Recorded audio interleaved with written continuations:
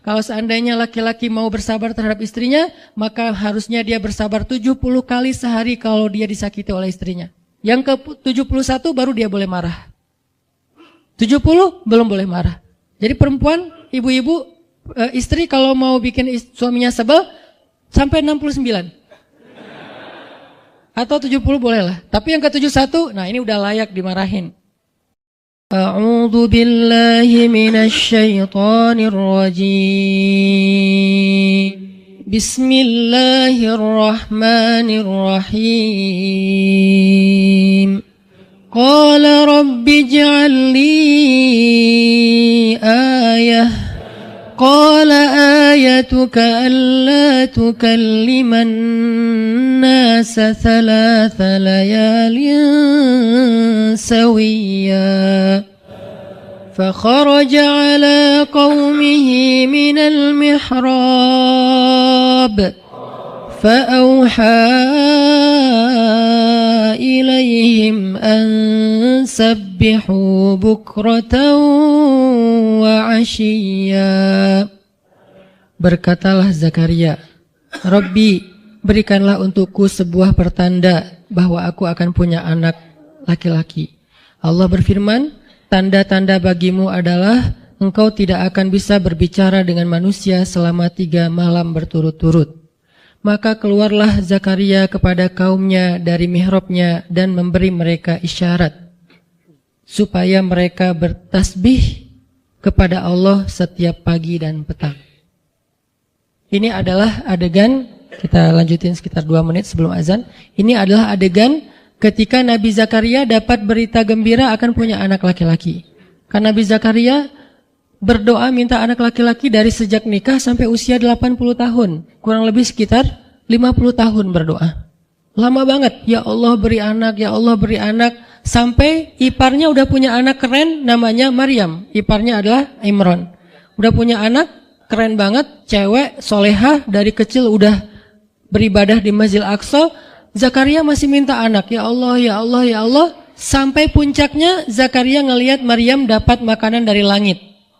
Zakaria datang ke mihrab Maryam, terus di situ udah ada makanan yang bukan dibawa oleh Zakaria. Zakaria nanya, "Anna laki hadza ya Maryam?" Maryam dapat dari mana makanan ini? Kata Maryam, "Huwa min indillah," dari Allah, kata Maryam. Gimana caranya? Kata Maryam, Allah punya cara sendiri. Allah yarzuqu may yasha bighairi hisab. Terserah Allah gitu. Masya Allah, Masya Allah. Zakaria kagum sama Maryam. Langsung pergi ke mihrabnya Zakaria, sholat. Dan di dalam sholatnya Zakaria berdoa, hunalika da'a Zakaria rabbah. Di saat itulah Zakaria benar-benar nangis berdoa kepada Allah, ya Allah, Rabbi habli min ladunka dzurriyyatan thayyibah innaka sami'ud du'a. Ya Allah, beri saya anak seperti dia, seperti Maryam. Engkau maha mengijabah doa dan saya enggak pernah berputus asa meminta kepadamu. Udah 50 tahun lebih. Tiba-tiba Allah bilang, ya Zakaria, inna nubasyiruka bi ghulam ismuhu Yahya lam naj'al lahu min qablu samia. Zakaria, sekarang kami akan perkenankan doamu, kamu akan punya anak, beri dia nama Yahya. Belum pernah ada anak seperti dia yang soleh di muka bumi. Zakaria kaget, walaupun doa, tapi beliau masih berpikir kayak, gimana caranya saya punya anak? Ini kayak tarik-tarikan antara logika manusia dengan iman. Imannya percaya Allah Maha Kuasa, tapi logikanya gimana caranya? Istri saya sudah tua, saya juga udah tua. Lalu Nabi Zakaria bertanya untuk biar lebih tenang, supaya logikanya nggak ragu lagi. Kalau imannya udah mantap, tinggal logika. Zakaria tanya, beri saya ij'al li ayah, beri saya bukti tanda gimana cara saya punya anak. Kata Allah, tandanya alla tukalliman nas salasa layalin sawiyya. Kamu tiba-tiba nggak bisa ngomong. Kamu sehat, kamu nggak punya masalah, tapi kamu nggak bisa ngomong. Mau ngomong tuh gak bisa. Kamu bisa tilawah, kamu bisa zikir, tapi kamu gak bisa ngomong. Bisa subhanallah, subhanallah, subhanallah. Bisa alhamdulillahi rabbil alamin. Gak bisa. Jadi baca Quran, kalau ada Quran, tapi dulu kan Taurat ya. Baca Taurat bisa, zikir bisa, hayya ala sholah, kalau azan ada azannya bisa. Pokoknya semua bisa kecuali mau ngomong tuh gak bisa. Masya Allah ya, luar biasa. Kenapa? Karena Allah pengen Zakaria zikir aja 3 hari. Jangan ngomong dengan manusia walaupun ucapannya baik kecuali zikir. Jadi kalau mau ngomong dengan manusia, subhanallah, masya Allah, alhamdulillah, bismillah. Cuman gitu doang ngomongnya. Gak bisa, lu mau kemana? Gak bisa. Insya Allah, gitu. Jadi cuman bisa zikir. Saking Allah pengen Zakaria menghabiskan 3 hari sebelum Allah tunjukkan keajaiban hanya dengan berzikir. Apa poinnya di sini? Kalau kita pengen ada keajaiban dalam diam, maka isilah diam kita dengan zikrullah. Dan salah satu cara Allah Subhanahu wa taala mendidik Nabi Zakaria untuk menjemput keajaiban itu adalah Allah menyuruh Zakaria untuk diam dan mengisi diamnya dengan zikratullah bukratan wa asiyya, mengingat Allah pada waktu pagi dan pada waktu petang. Artinya diisi dengan zikir. Dan waktu itu Nabi Zakaria menurut ulama tafsir, beliau tidak cacat lisannya, benar-benar bisa ngomong. Hanya tidak bisa bicara dengan manusia, tapi bisa berzikir. Jadi beliau bisa zikir, bisa mengucapkan kalimat-kalimat Alkitab, yaitu Taurat. Beliau bisa membaca ayat-ayat Allah. Beliau bisa mengucapkan kalimat Bismillah dan seterusnya, tapi nggak bisa ngomong dengan manusia. Dan itu terjadi selama 3 malam. Dan akhirnya setelah 3 malam, Nabi Zakaria tiba-tiba dapat berita gembira kalau istri beliau hamil. Ini pelajaran penting banget buat kita. Kalau ini pernah berlaku terjadi kepada Nabi Zakaria, keajaiban dengan cara kayak gini, maka ini juga akan terjadi kepada kita. Itulah alasan kenapa kisah tersebut direkam dalam Al-Quran. Supaya dia menjadi pelajaran hudan lil muttaqin. Itu kenapa Allah katakan Al-Quran hudan lil muttaqin, petunjuk bagi orang yang bertakwa, orang yang pengen memperbaiki diri, orang yang pengen dapat solusi. Muttaqin, orang yang pengen wa may yattaqillaha yaj'al lahu makhraja, dapat jalan keluar. Wa yarzuqhu min haitsu la yahtasib, dikasih rezeki yang enggak terduga-duga. Wa may yattaqillaha yaj'al lahu min amrihi yusra, diberikan kemudahan. Wa may yattaqillaha yaj'al lahu yukaffir anhu sayyi'atih, dihapuskan semua dosa. Wa yu'dhim lahu ajra, dikasih reward yang berlipat-lipat. Maka siapa yang pengen dapetin keajaiban-keajaiban orang bertakwa itu, maka jadikanlah Al-Quran sebagai petunjuknya, hudan lil muttaqin. Nah, gimana cara kita jadiin Al-Quran sebagai petunjuk? Jawabannya juga ada di ayat yang sama, la raiba fih, jangan ragukan ayat-ayat Al-Quran, termasuk kisah-kisah yang ada di dalamnya. Sehingga kalau kita benar-benar percaya kisah Nabi Zakaria mendapatkan keajaiban dengan cara diam dan zikir, maka kita coba terapin itu dalam masalah hidup kita, insya Allah kita juga akan mendapatkan keajaiban dan kejutan seperti yang didapatin oleh Nabi Zakaria. Itu pesan poin yang ada di dalam ayat 10 dan 11 surat Maryam.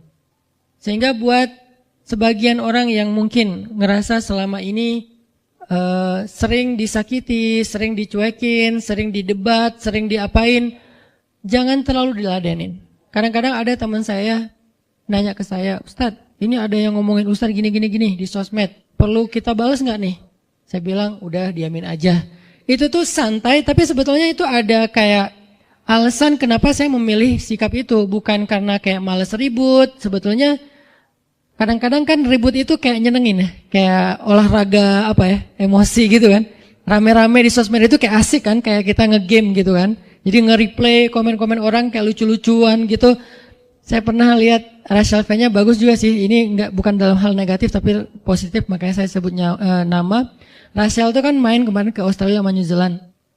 Terus ada dia lagi foto-foto gitu di sana bareng dengan suaminya. Tiba-tiba ada yang komen, Sel, lo gak cocok di tempat itu, tempatnya bagus tapi gara-gara lo jadi kurang bagus gitu. Terus dia jawab, ya gue gak cocok tapi dompet gue cocok, kata dia. Kadang-kadang perlu digituin juga sih ya, biar paham. Karena kata Ustaz Abdul Somad, sombong kepada orang yang sombong adalah sedekah. Tapi itu mah pilihan. Rasal memilih sikap santuy. Tapi dengan dia guyonin, kalau saya memilih sikap diam aja deh. Karena saya takut kalau saya ngomong malah jadi panjang debatnya. Dan saya merasa gak mampu untuk selalu membela diri dengan argumen. Karena membela diri dengan argumen kadang-kadang, ya kalau bahasa Ustaz Umar Mita, orang yang mencintaimu tidak butuh alasan. Orang yang membencimu tidak akan menerima alasan. Jadi kayak ya udahlah, diamin aja. Ternyata dengan kita diam muncul aja keajaiban. Banyak keajaiban. Jadi benar-benar saya percaya banget diam itu tuh keajaiban. Dan itu berlaku dalam dakwah, berlaku dalam masalah keluarga. Ketika istri lagi ngambek, dia misalnya komen panjang di sosmed, di WhatsApp misalnya, dia kayak misalnya namanya juga lagi ngambek ya, ngomong panjang di WhatsApp. Kalau saya sabar untuk diam, itu tuh beres dengan sendirinya dan akhirnya malah lebih baik. Tapi kalau saya kepancing, jadi kita balas-balesan. Sepanjang hari WhatsAppan, terus nggak beres-beres, tapi hasilnya makin lama tuh tangan pegel, hati panas. Karena kayak pengen dia balas apa, oh balesin lagi, terus aja gitu habis energi dan kerasa gitu capeknya tuh luar biasa. Tiba-tiba muka jadi lebih tua gitu kan ya, tiba-tiba berkerut semua. Terus warna kulit makin doff gitu. Ini gara-gara efek stres kali ya. Jadi intinya adalah jangan diladenin. Diamin aja setelah kita klarifikasi fitnah. Kalau itu berbentuk fitnah. Tetap kita butuh tabayun. Klarifikasi biar tidak menyebar fitnah. Tapi beres klarifikasi nggak usah diperpanjang. Berapa kali mungkin teman-teman ngelihat, mungkin saya pernah nggak ada apa-apanya sih dibandingkan Ustadz Felix. Kalau beliau lebih pro lah dalam masalah kayak gini. Kalau saya beberapa kali dibully di sosmed, pernah nggak saya ladenin? Hampir nggak pernah. Cuman klarifikasi maksudnya, udah beres, diamin. Sepahit apapun, sepanas apapun kalimatnya, yang kadang-kadang Ustadz nggak baca. Penasaran soalnya. Kalau kita diam karena nggak baca, mungkin nggak ada challenge-nya kan. Ini baca, komennya semua sampai ribuan itu satu-satu dibaca. Fakuli washrabi wa qarri aina fa imma tarayinna minal bashari ahadan فقولي إني نذرت للرحمن صوما فلن أكلم اليوم إنسيا فأتت به قومها تحمله قالوا يا مريم لقد جئت شيئا فريا يا أخت هارون ما كان أبوك امرأ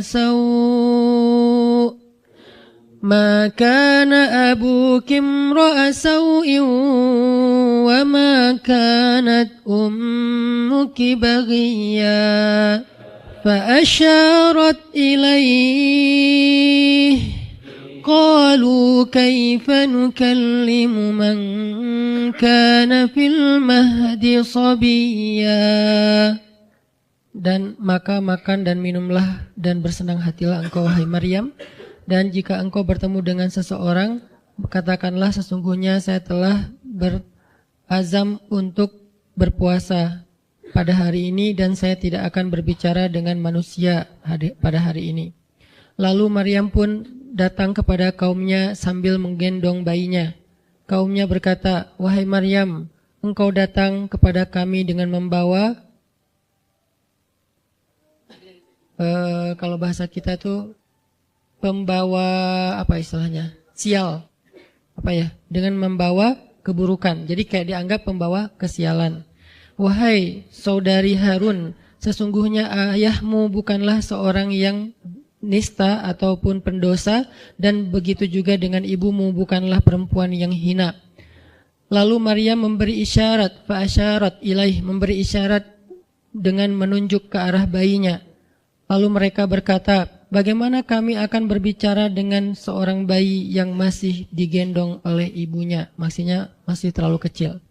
Ini adalah cuplikan adegan Maryam ketika baru pulang kampung. Jadi ceritanya di ayat sebelumnya, ketika kandungan Maryam semakin besar dan nggak bisa disembunyikan dari penglihatan manusia, Maryam pun pergi menjauh ke sebuah tempat yang tidak ada siapa-siapa. Fahamalathu fantabadat bihi makanan qasiyya. Dia menjauh, mengucilkan diri ke tempat yang nggak dilihat oleh siapa-siapa sampai melahirkan. Jadi kurang lebih sekitar 3 bulan 4 bulan Maryam nggak ada di Al-Quds, nggak ada di Masjidil Aqsa dan sekitarnya. Dia pergi mengasingkan dirinya supaya tidak ada yang menghujat Maryam karena ngelihat perutnya sudah semakin besar dan dia nggak punya suami. Setelah melahirkan, akhirnya Allah perintahkan Maryam untuk pulang. Setelah Allah ngasih makan, minum dan kebahagiaan buat Maryam, fakuli washrobi wa qarri aina, dengan adegan korma yang menjatuhkan buah-buah rutop dan seterusnya, pulanglah Maryam.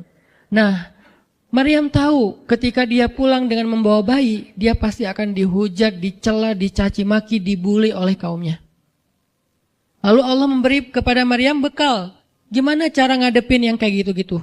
Kata Allah, kalau kamu ketemu manusia, ketemu orang-orang, ketemu kaummu, bilang ke mereka, saya tidak berdebat hari ini. Saya nggak akan berdebat. Jadi dia tetap bisa ngomong. Tapi dia bilang, saya nggak akan berdebat. Saya nggak akan bicara dengan siapapun hari ini, karena saya sudah bernazar untuk diam. Bilang kayak gitu kepada kaummu. Maka fa'atat bihi qaumaha tahmiluh. Maka datanglah Maryam kepada Al-Quds, kepada kota Al-Quds dengan membawa bayinya yang digendong. Datang. Baru dari ujung kota kelihatan Maryam, muncullah orang-orang Bani Israel semuanya rame di pasar-pasar mereka, semuanya menghadang Maryam. Maryam tiba-tiba dihadang di gerbang kota Al-Quds. Gak boleh masuk kota Al-Quds. Tadinya ada yang satu orang lihat, Maryam.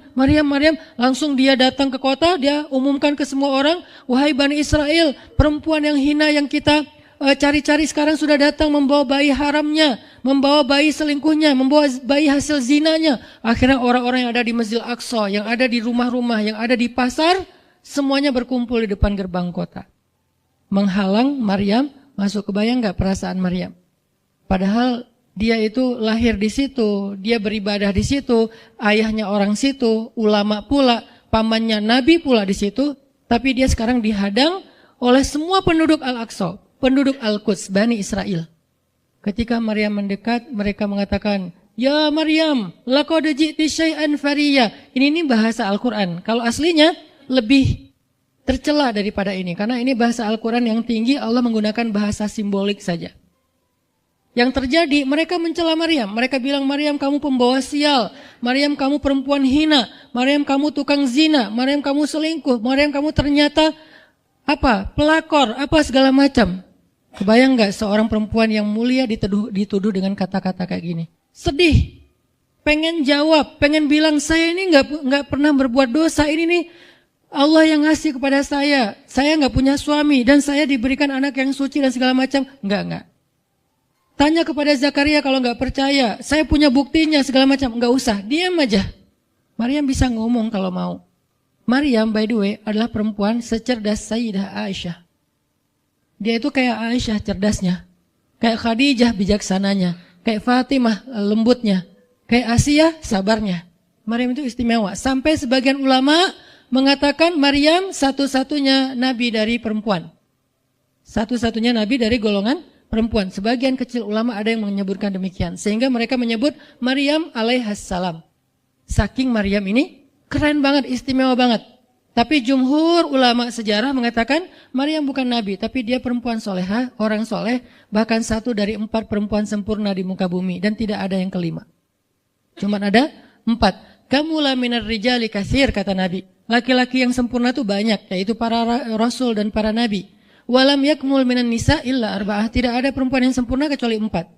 Asiyah istri Fir'aun, kemudian Maryam anaknya Imran, kemudian Khadijah istri Rasulullah, dan Fatimah bintu Rasulullah. Artinya Maryam ini istimewa banget.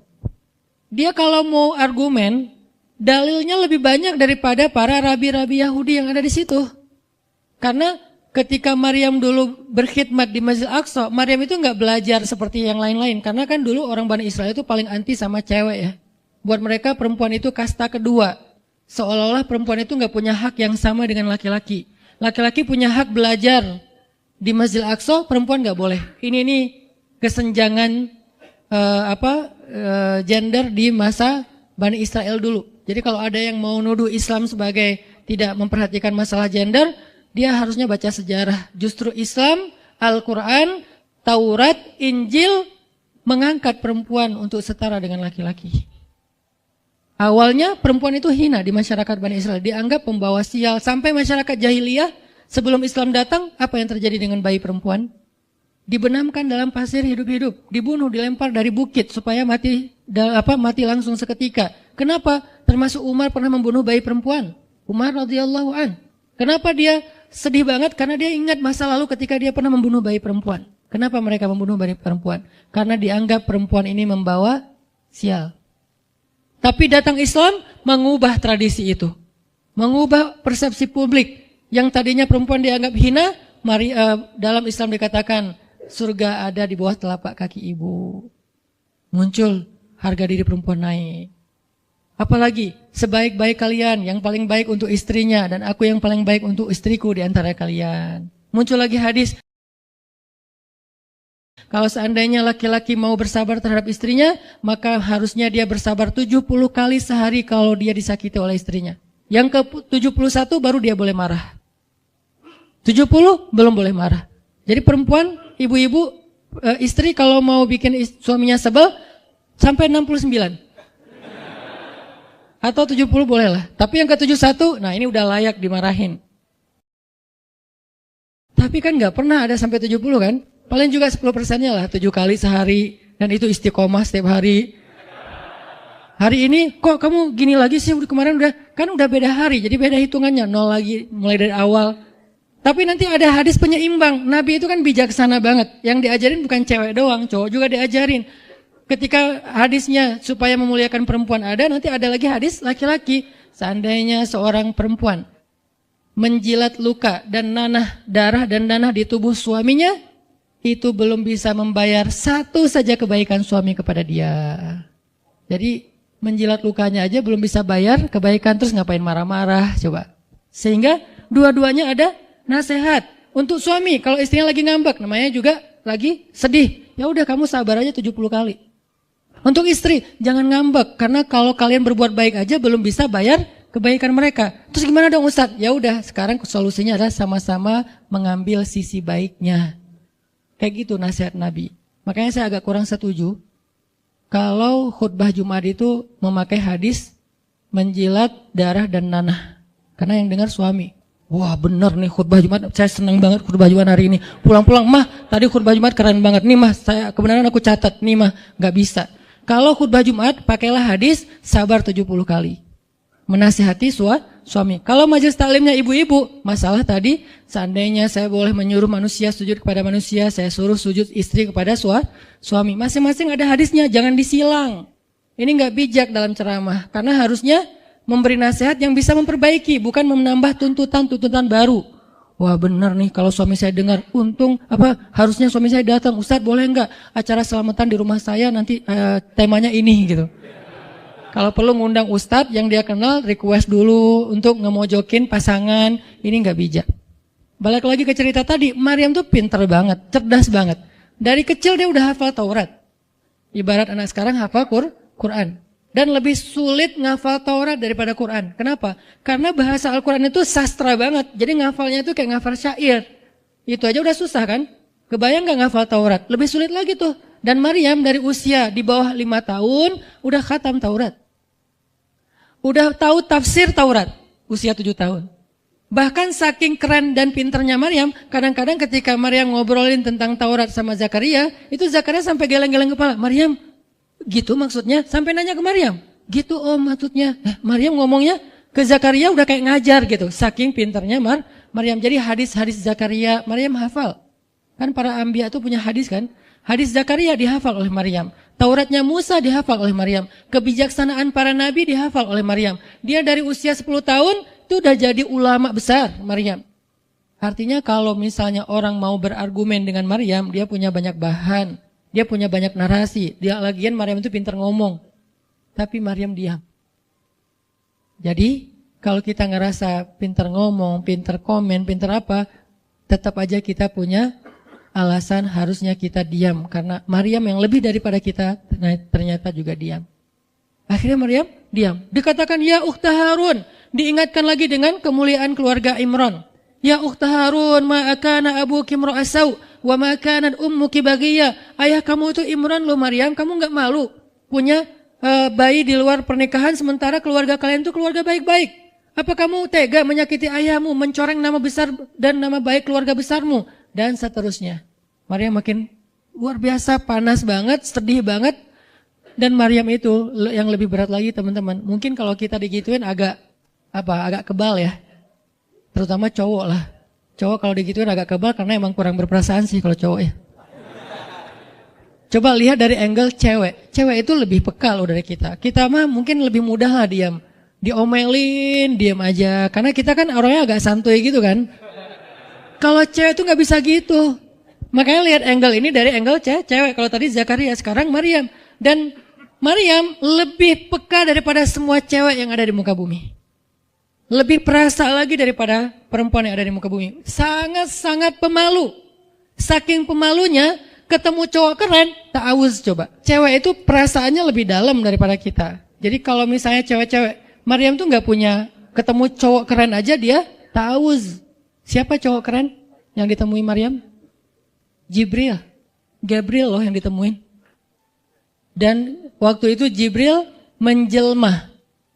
Apa? Fatamatsala laha basyaron sawiyya. Jibril menjelma sebagai basyaron sawiyya. Allah yang ngomong tuh, cowok keren. Allah yang bilang keren. Kalau kita merasa udah paling keren, menurut Allah biasa-biasa aja. Karena Allah pernah menciptakan Yusuf, Allah pernah menciptakan Muhammad, Allah pernah menciptakan Yahya. Kita merasa paling keren, Allah pernah menciptakan Sarah, perempuan paling keren juga, Aisyah, Fatimah.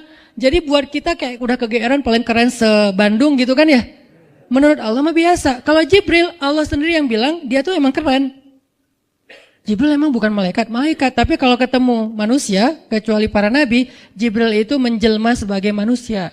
Supaya tidak terlihat wujud aslinya. Karena gak kuat orang ngelihat wujud aslinya Jibril. Nabi Muhammad aja pertama ngelihat Jibril dengan wujud aslinya pas di Gua Hira itu lari tuh. Takut. Saking ngerinya Jibril tuh. Jangankan manusia, malaikat aja segan sama Jibril. Jibril lewat malaikat. Gak berani malaikat. Kenapa saya bilang kok disegani? Allah yang bilang di Al-Quran. Dia itu malaikat yang disegani. Dzu mirratin. Dzu mirrah kalau bahasa kita, malaikat yang sangat berwibawa. Sehingga di antara malaikat aja gak ada yang sembarangan bicara sama Jibril. Mau bicara sama Jibril kayak, aduh segan, malu, gitu malaikat. Cuman gak pakai, itu mah Sunda ya. Pokoknya malaikat mah gak berani ngomong sama Jibril saking segannya. Kenapa? Gagah banget wujud aslinya. Ketika dia membentangkan sayapnya, itu sayap menutupi timur dan barat. Jadi matahari, bulan, bintang udah gak kelihatan. Yang kelihatan cuma Jibril dengan keagungannya. Itu belum Allah ya, baru ciptaan Allah. Jibril, salah satu makhluk Allah yang paling agung. Sehingga saking kerennya Jibril, Allah gak menyebutnya dengan nama malaikat. Padahal golongannya malaikat, tapi Allah menyebutnya dengan ruh. Ruhul Quds, roh kudus, yaitu Jibril. Nah ketika ketemu dengan Maryam, Jibril bermisal itu menjelma sebagai basyaran sawiyah, cowok keren banget. Saking kerennya Jibril, Umar aja terkesima ngeliat Jibril. Pernah Jibril datang ngajarin iman, Islam, ihsan kepada Nabi Muhammad. Dan Umar ngelihat Jibril terkesima, gak bisa ngomong, diam aja. Benar-benar speechless banget nih Umar. Jibril udah pulang, baru Nabi nanya, Umar tahu gak itu siapa? Hah? Apa Rasul? Gitu. Saking masih kayak terkesima. Apa Rasul? Tahu gak barusan siapa? Siapa ya Rasulullah? Saya gak kenal orang itu, kok keren banget. Kata Rasul, itulah Jibril. Masya Allah, itu Jibril. Ya Alhamdulillah bisa ngelihat Jibril langsung, tahu gitu tadi. Gitu ya. Kalau bahasa kita mah udah langsung pengen foto-foto kan sama Jibril. Kebayang gak cowok sekarang lihat Jibril? Baru lihat artis Korea aja kita udah kayak gimana kan, BTS atau apa, udah segala macam, udah guling-guling, udah gigit jari, baru BTS doang. Kadang-kadang nggak ngelihat BTS langsung, cuma lihat di TV doang, udah aku nggak bisa gini, aku nggak bisa gitu kan ya. Belum ketemu Jibril loh. Jadi nggak ada lah artis sekeren Jibril. Baru Yusuf aja udah pada ngiris tangan, belum malaikat. Sampai ketika cewek-cewek ketemu Yusuf, mereka bilang apa? Ini bukan manusia, ini malaikat. Jadi gantengnya Yusuf tuh bukan ganteng-ganteng apa? Itulah. Ganteng kok hewan gitu kan. Ini ganteng-ganteng malaikat.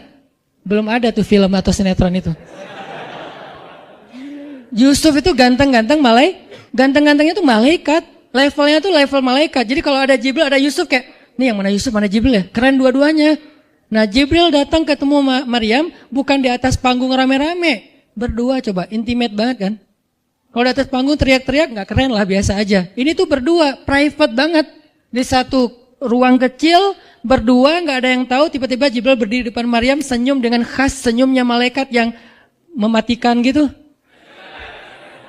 Maryam pas buka mata lagi zikir, ngelihat Jibril depan matanya keren banget. Langsung Maryam bilang apa?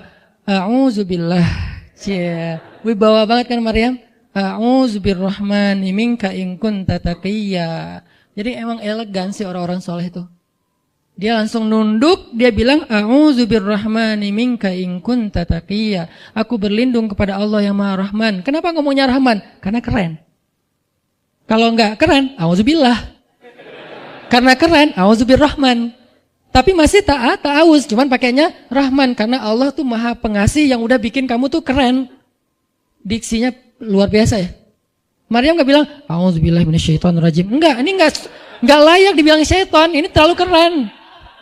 Jadi gak bisa a'udzubillah, a'udzubirrahman. Berarti Maryam itu pinter. Sampai dia bisa memilih diksi Asmaullahil Husna. Dia gak pakai diksi Allah, dia pakai diksi Ar-Rahman. Karena yang datang itu wajahnya tuh wajah orang baik. Tapi keren. Akhirnya a'udzubirrahmani minka in kunta taqiyya, kata Maryam. Jibril juga elegan, paham maksud Maryam. Maksudnya kamu siapa? Itu pertanyaannya. Maryam gak nanya, kamu siapa ya? Enggak gitu. Kan kayak culun-culun kayak caper gitu kan. Kamu siapa ya? Aku ada salah sama kamu. Enggak gitu sih Maryam ngomongnya. Saking elegannya Maryam, dia nanya kamu siapa tapi pakai kalimat zikir. Keren gak sih? Kita kadang-kadang zikir a'udzubirrahmani minka in kunta taqiyya. Artinya apa Mbak? Sama-sama gak elegan ya. Kalau Maryam sama Jibril dua-duanya elegan. Bahasa orang elegan itu emang banyak kode sih. Jadi kita mah yang polos-polos kayak gini, yang remeh-remeh rempeyek gak jelas gini, ya gak akan paham kalau gak baca tafsir. Makanya kalau mau theater of mind, baca Quran itu pakai tafsir, pakai kisah, baru kita ngerti kondisinya. Oh gitu banget ya, dahsyat banget ya kejadian waktu itu. Jibril datang dengan wujud yang kerennya. Maryam pengen nanya, kamu siapa? Kok tiba-tiba masuk ruangan saya? Tapi bahasanya, a'udzubirrahmani minka in kunta taqiyya. Aku berlindung kepada Allah yang maha baik darimu kalau kamu takut kepada Allah. Maksudnya kamu siapa? Takut gak kamu sama Allah? Baru Jibril mengatakan, saya adalah utusan Allah, berarti malaikat, untuk memberi kabar kepadamu kalau kamu akan punya anak. Baru Maryam melihat, gimana saya punya anak? Ya udah ada obrolan nih. Dan mereka udah biasa aja, oh Jibril, saya kira siapa? Udahlah, gak mungkin. Artinya udah kayak gitu nih kesolehan Maryam. Artinya Maryam itu orang yang sangat peka banget, perasaannya dalam banget. Terus nanti ketika Maryam melahirkan anak, tahu gak kata-kata Maryam apa? Ya laitani mittu qabla hadha wa kuntu nasyam mansiya.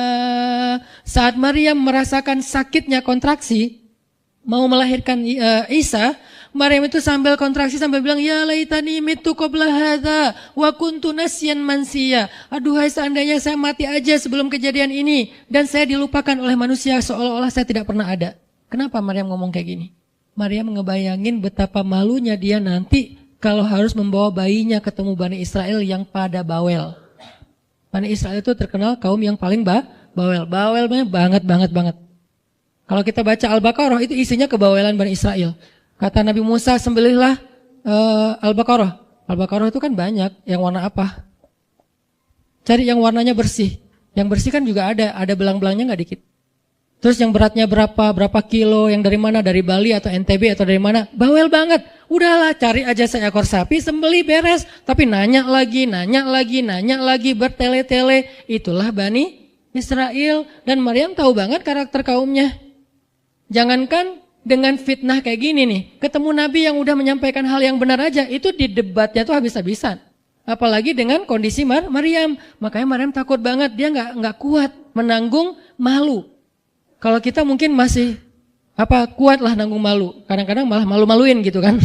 Kalau Maryam nggak kuat nanggung malu, berarti orang yang seperti ini harusnya kan berat banget untuk diam kan. Nggak akan kuat diam, harusnya dia ngomong gitu, dia belain diri. Tapi Maryam itu sisi lainnya adalah perempuan yang mukminah, siddiqah, sangat yakin sama Allah. Allah suruh diam, ya udah diam. Gimana pun dihujat, diam.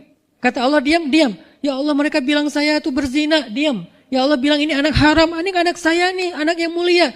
Anak yang satu-satunya ketika lahir nggak disentuh setan di antara manusia loh. Satu-satunya manusia ketika lahir nggak disentuh setan. Nabi Muhammad setannya malah diislamkan. Beda, kerannya itu beda. Kalau Isa nggak disentuh setan. Kalau Nabi Muhammad setannya malah masuk Islam. Masing-masing punya keistimewaan lah. Tapi satu-satunya manusia yang lahir nggak disentuh setan cuman Isa. Kita semuanya pernah disentuh. Lahir langsung. Apa sih lo datang-datang ke dunia nama-namain kerjaan gua gitu kan. Kita nih orang biasa. Jadi pas lahir tuh udah ada langsung setan bisik-bisik. Yuwas bisufi sudurinas. Makanya disuruh azan kan. Karena kenapa? Biar nggak dibisikin sama setan. Dan kalau bisa suara azan kita harus lebih lembut daripada suara setan. Karena setan juga kayak nge-tricky gitu. Saya ibu kamu. Anak bayi dinina bobokan sama setan, hiduplah iblis gitu-gitu kan. Jadi kayak di dokter nama setan, iblis itu keren, iblis itu soleh, iblis itu baik, tapi pakai bahasa nasyid. Lagunya tuh kayak akustik gitu, lembut banget gitu kan. Makanya suara muazin kalau azanin anaknya yang lembut, jangan azan Allah Akbar, asyhadu an la ilaha illallah. Dia malas ke masjid nanti kalau udah dewasa. Kenapa? Gue malas banget dengan suara ini nih. Salahnya siapa coba? Salah ayahnya. Belajar azan di Al-Latif sama Muzammil, sama Teras Tahfiz. Biar azannya tuh kayak Allahu Akbar. Bayinya senyum-senyum. Ntar gue bisa lebih dari itu.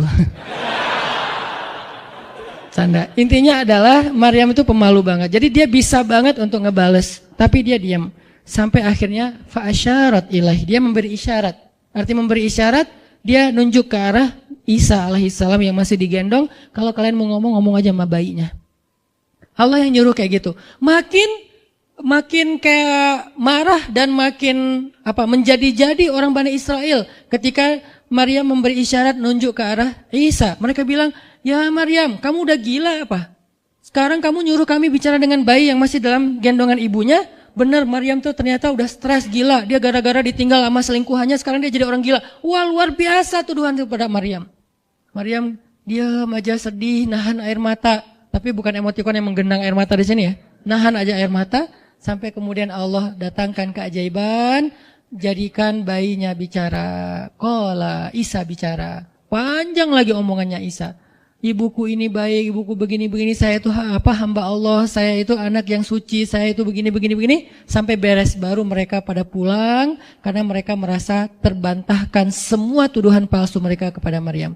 Masuklah Maryam, disambut mulia oleh beberapa orang. Maryam itu perempuan mulia, Allah mendatangkan dia sebagai keberkahan. Tadi dituduh pembawa sial, sekarang disebut pembawa berkah. Mulailah Maryam terkenal.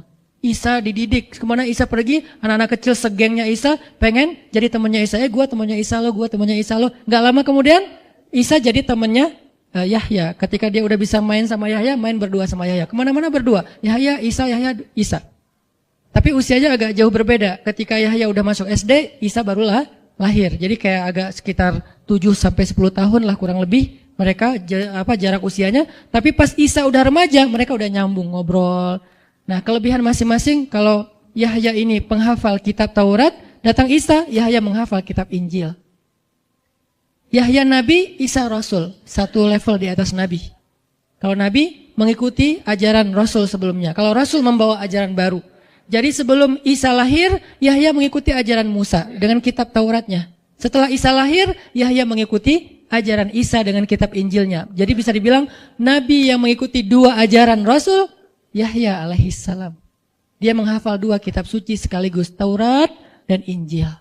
Perempuan Maryam radhiyallahu anha, dia menghafal kitab Taurat dan Injil dari anaknya sendiri.